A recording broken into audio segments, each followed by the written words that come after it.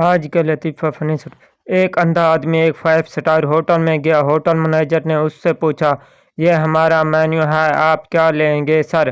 اندھا بولا، میں اندھا ہوں، آپ مجھے اپنے کچن سے چمچے کو کھانے کی اشیاء میں ڈبو کر لا دیں، میں اسے سونگھ کر آرڈر کر دوں گا۔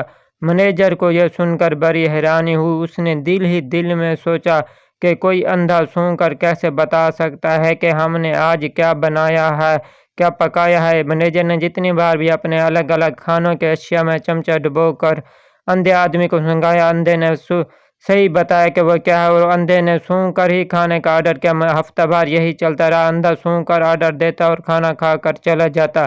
ایک دن مینیجر نے اندھے آدمی کا امتحان لینے کے لیے سوچا کہ اندھا آدمی سونگھ کر کے اس طرح بتا سکتا ہے۔ مینیجر کچن میں گیا اور اپنی بیوی شگفتہ سے بولا کہ تم چمچے کو اپنے ہونٹوں سے گیلا کر دو۔